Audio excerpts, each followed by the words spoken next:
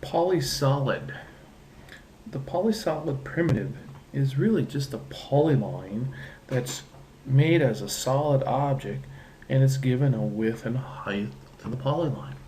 So if we go up to our modeling panel, in our modeling panel we have our polysolid, so it makes like a wall type effect. When I click on it, it'll ask you for the start point. Then I pick another end of the point, another end of the point.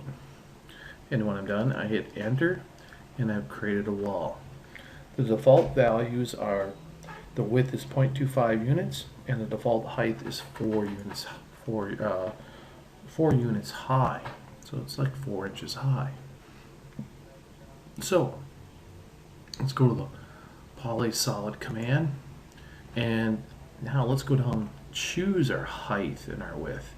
So if I say height and I say 96, so it'd be 8 feet tall, and our width, let's say it's 4.5, and I hit enter. Now I say a start point.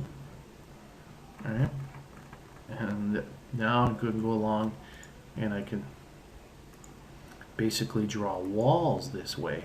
All right, so they're 4.5 inches wide, etc. And when I'm done, I hit enter. So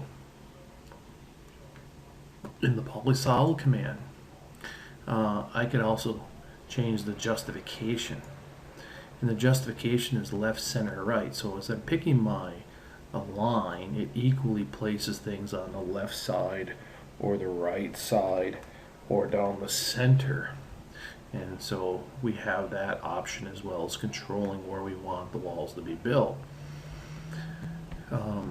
Likewise, if I had an object already drawn, such as a polyline, for example, and I'm going to say, oh, I want that right there, and I hit enter.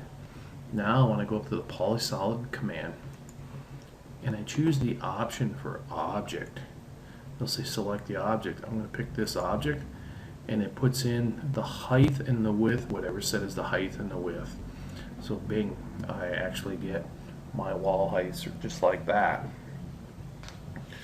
So essentially, this Polysolid command is really kind of like a polyline, but it's really making 3D walls out of it, 3D solids out of it. And you can set the width and the height, and you can even have curved sections. So let's go in and take a look at that. We can come in here and I can say, all right, I'll pick my start point, and now I can make a straight section, but now I can go down and click on arc.